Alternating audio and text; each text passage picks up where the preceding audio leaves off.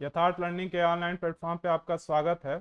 आज हम लोग हरित क्रांति जो इकोनॉमिक्स वैसे भी पर्यावरण सेक्टर में भी आते हैं ये क्वेश्चन, और दूसरा है मेंस यूपी पीसीएस के हिंदी में भी आता है इसको लेखन लिखने के लिए। जीएस में भी आ जाते हैं जो जीएस के पार्ट हैं। और इसके बाद यूपी या किसी भी वैसे भी इन्वायरमेंट के जो क्वेश्चन आते हैं यूपी से, यूपी एग्जाम में, कोई भी यूपी के स्टेट में या फिर किसी भी राज्य के एग्जाम में इसका क्वेश्चन पूछा ही जाता है, क्योंकि ये ग्लोबल प्रॉब्लम है। क्योंकि हम लोग भारत के नजरिए से देखेंगे, ग्लोबल प्रॉब्लम भी है, कैसे उसको बात किया जाएगा।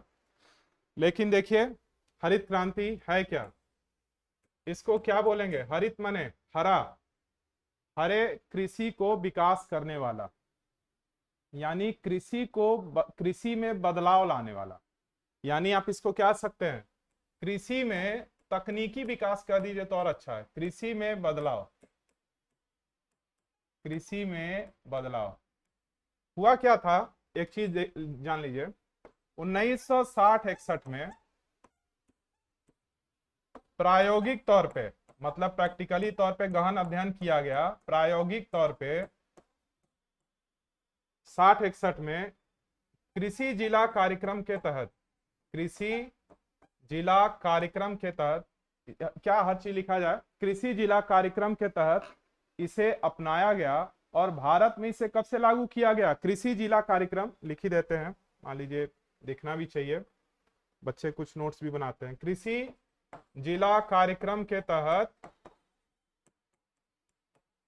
इसे भारत में, मतलब इस पे गहन अध्ययन किया गया। और इंप्लीमेंट कब हुआ, लागू कब से हुआ पूरे भारत में? 66 में, 66 से 69 के दौर में, 1966 में। बोला जाता है कि इसमें, अगर बोला जाए, आपसे पूछा जाए कि हरित क्रांति के जनक कौन है, तो आप बोलेंगे मैक्सिको के थे, बाद में अमेरिका में गए, मैक्सिको के वैज्ञानिक हैं नॉर्मन बोरलॉग। भारत में इसके जनक कौन है? ये जनक पूछे तब बोलिएगा, विश्व में भी पूछ सकता है, लेकिन अगर जनक भी बोला तो आप बोलेंगे आप नॉर्मन बोरलॉग। भारत में इसके कौन है? तो एम.एस. स्वामीनाथन, एम.एस. स्वामीनाथन। अब ये चीजें हैं, इसमें एक चीज जान लीजिए, इसमें बदलाव लाया गया।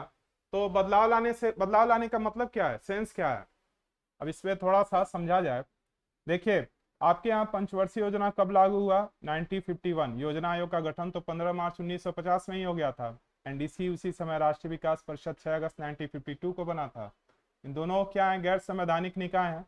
लेकिन इन दोनों का उद्देश्य क्या था कि जो नीति आयोग भी बाद में है वही चीज है, बाद में 2017 से बदलाव में आ गया, तो 1 जनवरी से। लेकिन यहाँ यह चीज बताने का मुख्य उद्देश्य क्या है कि इन सब का कॉन्सेप्ट यह है कि भारत में प्रत्येक प्रॉब्लम हो, जो भी हो, जैसे कृषि उसका सबसे बड़ा उदाहरण है, रोजगार, शिक्षा पे तो आज हम लोग बात करेंगे नहीं, आज हमको केवल कृषि पर बात करना है।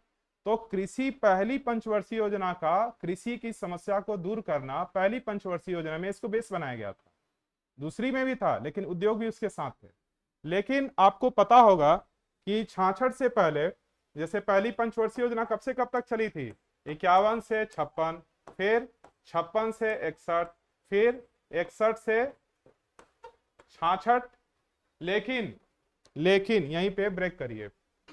1962 में भारत चीन का युद्ध हुआ, 65 में भारत पाकिस्तान का युद्ध हुआ, और उसी समय 63 में ही अकाल भी पड़े थे। सूखा उखा बहुत से बीमारियां, अकाल पड़े थे, उसको एक शब्द में कहिए। और इस पूरे भारत की स्थिति बहुत दयनीय थी, कमजोर थी। और ऐसे भी भारत जब आजाद नहीं था, आजादी से पहले भी भारतीय किसानों का बहुत ज्यादा शोषण होता ही था। उनको मन हो या ना हो, उनको बहुत सी खेती जबरदस्ती कराई जाती थी, नील की खेती हो, कपास की खेती हो, और उसके बाद भी उनसे टैक्स वसूला जाता था। ये ऐसा क्यों किया जाता था किसानों के साथ? क्योंकि वो बड़े मार्केट में, ब्रिटेन के जो लोग थे, यूरोपीय लोग थे, ये बाहर जा करके इन चीजों को बेचते थे और भारतीय किसानों का शोषण करते थे। उनका घर नहीं चल पाता था। लोकल जितने भी उनके जिला के लोग थे या अपने क्षेत्रीय लोगों से कर्ज लेते थे, जमींदार, इन लोग बाकी लोगों से, तो और पैसा उनका शोषण हो जाता था, अंततः उनका जमीन भी चला जाता था। तो किसानों की स्थिति सही थी नहीं।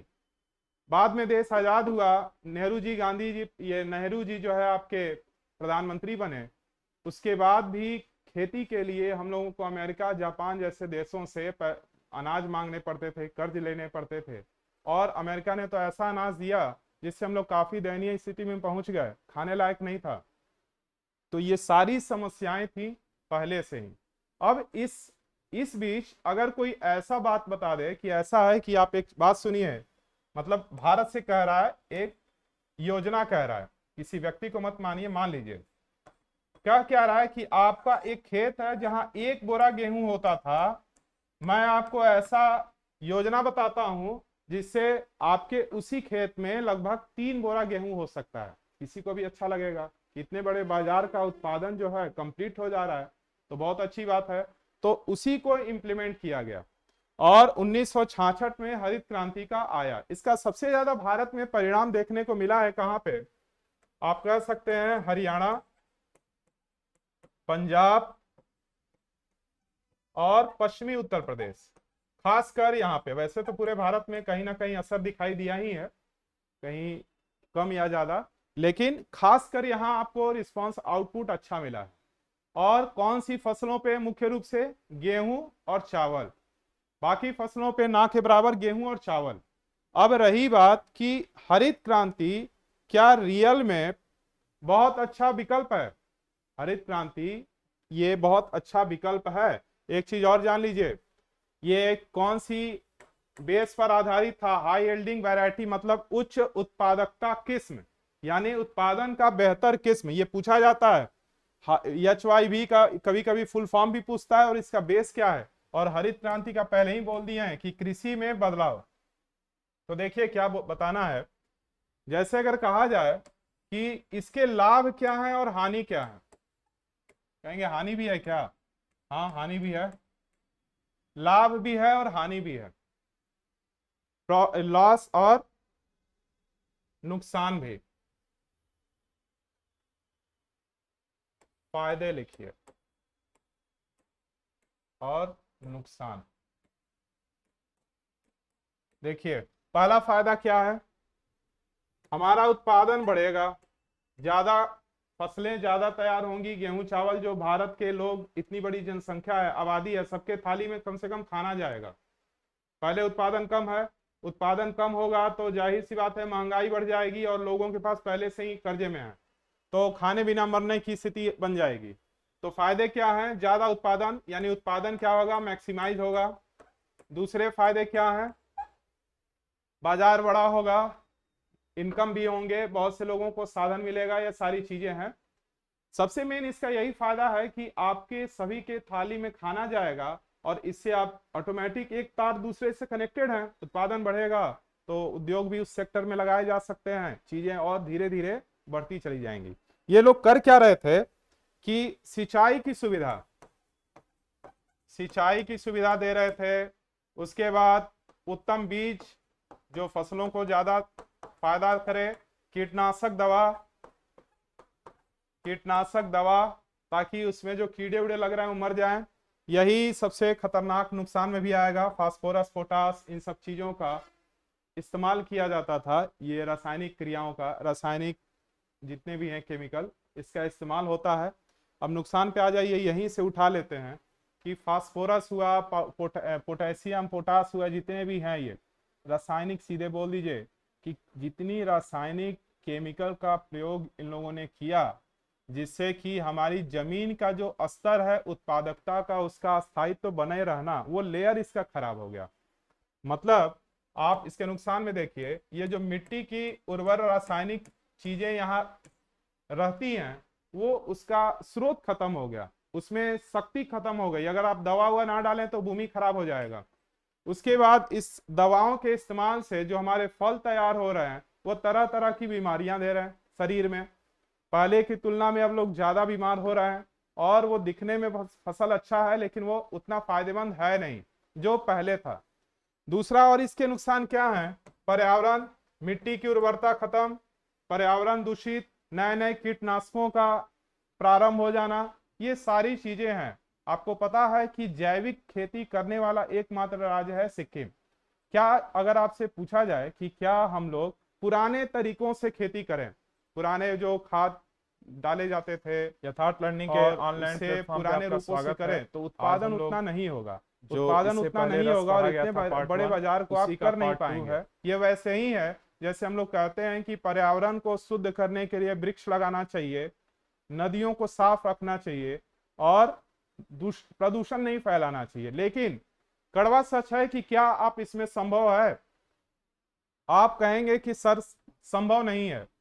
थोड़ा सा अपनी तरफ से प्रयास किया जा सकता है, जैसे हम लोग क्या कर रहे हैं कि अब इलेक्ट्रिक वाहनों का इस्तेमाल कर रहे हैं, या फिर हम यह कह सकते हैं कि सोलर एनर्जी पर काम कर रहे हैं, लेकिन पेड़ पेड़ पौधों को भी लगा रहे हैं, लेकिन आप उतना जगह छोड़े कहाँ हैं कि वृक्ष को उतनी बड़ी मात्रा में लगा सकें।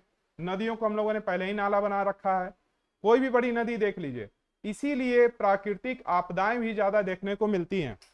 खैर, ये नुकसान है इसके, पर्यावरण को भी प्रदूषित कर रहा है, मिट्टी की उर्वरता खत्म हो रही है, लोगों को तरह तरह की बीमारी मिल रही है। ये सारे ओवरऑल इसकी समस्याएं में आ जाएंगी। निष्कर्ष में क्या कहा जाएगा? फायदे भी है, नुकसान है। निष्कर्ष क्या है? आप यह कर सकते हैं, और एक चीज और जान लीजिए, क्या आपने देखा होगा कि पुराने जो वृक्ष होते हैं, कोई भी, जैसे आप खेती कोई नहीं, मान लीजिए आम का पेड़ है, आप ध्यान दीजिएगा, जो पुराने पेड़ होते थे, मतलब आज से 66 से पहले, चूंकि हरित क्रांति नहीं आया 66 में ही, तत्काल चेंजिंग नहीं आ गया, और 1966 से पहले का सोचिए, आप नहीं होंगे लेकिन आप 90-80 का ही सोचिए तो भी बदलाव समझ में आ जाएगा। पुराने जो वृक्ष आप देखेंगे गांव में दिखाई देंगे, बहुत बड़े होंगे, भव्य विशाल होंगे, लेकिन उसमें फल जो होते हैं कम होते हैं। और आज आप देखेंगे कि छोटे छोटे गमले में पौधे लग जा रहे हैं और अच्छा खासा 500-1000 आम आपको मिल जाएगा देखने को, और वो भी बड़े और अच्छे। ये बदलाव जो है, ये सबसे बड़ा अच्छा उदाहरण है हरित क्रांति के, यानी आपके कृषि में ऐसी चेंजिंग जो तकनीकों के कारण हुआ है, वैज्ञानिकों की देन के कारण हुआ है, ताकि यह पूरा बाजार पूरी तरह से संतुष्ट हो जाए। लेकिन उसके दुष्परिणाम में आप यही कहेंगे कि जो आप उत्तम बीज जिसको कह रहे हैं, कुशल रासायनिक पदार्थों का आप इस्तेमाल जो कर रहे हैं, तत्वों का, वो सारी चीजें, खनिज क्या होंगी? आपकी मिट्टी की उर्वरता खत्म हो रही है, बीमारी नए नए तरीके से मिल रहा है, पर्यावरण तो प्रदूषित हो ही रहा है। तो आपको बीच का रास्ता निकालना चाहिए कि अगर आपको बाजार से उतना लेना देना नहीं है, तो आपको प्रकृति पर ही निर्भर होकर उसको पुराने तकनीक से ही फसलों को लगाने का प्रयास करना चाहिए, जो कि कहना आसान है, कर पाना मुश्किल है, और तकनीकी चीजों से थोड़ा बचना चाहिए। बाकी आप खुद भी क्या करिए, एग्जाम की दृष्टि से इसमें क्या इंपॉर्टेंट है, 3-4 चीजें हैं। आपको HYV को समझना है कि ये उच्च उत्पादकता किस में है और कब इसका गठन हुआ, 1966 में, 69 में, और हरियाणा, पंजाब, पश्चिमी उत्तर प्रदेश में इसके परिणाम देखने को ज्यादा मिले। इसके अलावा भारत में इसके जनक MS स्वामीनाथन है, मैक्सिको के वैज्ञानिक नॉर्मन बोरलॉग जो हैं विश्व में, या केवल हरित क्रांति के जनक बोले तो उनका नाम लिया जाएगा। ये कब हुआ? 66 में। और आपको पता है तीसरी पंचवर्षीय योजना के समय ही 62-65, ये 66 के समय भारत और ये जो युद्ध हुए, कृषि की स्थिति और भी दयनीय थी। उसी समय आपके ये लाल बहादुर शास्त्री प्रधानमंत्री थे और उन्होंने नारा दिया था जय जवान जय किसान का, जो काफी प्रचलित रहा है। तो ओवरऑल आपको यह करना चाहिए कि जो भी चीजें हैं, एक तो आप खुद भी थोड़ा मेहनत किया करिए कि फायदे क्या हैं और नुकसान है। खास करके UPPCS और RO का जो एग्जाम दे रहा है, उसको मेंस में देना ही है, ऐसे उसमें आएगा ही, और PCS में तो है ही। तो फायदे हैं या नुकसान, और बाकी भी वनडे एग्जाम वाले भी इसको जानना चाहिए, क्योंकि आप केवल एग्जाम के लिए ही नहीं, समाज और सोसाइटी के भूमिका में तो आप हैं ही। तो आपको यह समस्या केवल किसी सरकार का या किसी संस्था का नहीं हो सकता है, ये आपकी भी जिम्मेदारी है। तो आपको करना क्या है कि फायदे क्या है, नुकसान क्या है, हरित क्रांति है क्या, और क्या इसने बदलाव लाया, द्वितीय हरित क्रांति पहली हरित क्रांति के से दूसरी हरित क्रांति में क्या चेंजिंग आया, पहली हरित क्रांति में उत्तम बीज और ये सारी चीजें की गई, सेकेंड वाले में नैनो टेक्नोलॉजी का इस्तेमाल हुआ, उसमें और प्रगाढ़ता आई, जो कि परिणाम और क्या हुआ, आउटपुट अच्छा मिल रहा है। लेकिन ओवरऑल किसान इससे, कुछ किसान या बहुत से राज्य भी इससे नाखुश होते हैं कि मिट्टी की उर्वर क्षमता इससे कमजोर होती है। लेकिन इतने बड़े बाजार को कंप्लीट करने में जब तक आप कृषि में यह बदलाव नहीं लाएंगे आप कंप्लीट नहीं कर पाएंगे। तो बीच का रास्ता क्या है, पक्ष क्या है, विपक्ष क्या है, आपको एस्से के रूप में खुद से लिखना चाहिए। उसके बाद आप मैचिंग करिए कि मैं कैसा लिखा हूं, बाकी पेपर से मिलाइए, क्या कमी रह गई है, एक एक टॉपिक को निबंध के रूप में निकालते रहिए। चलिए ठीक है।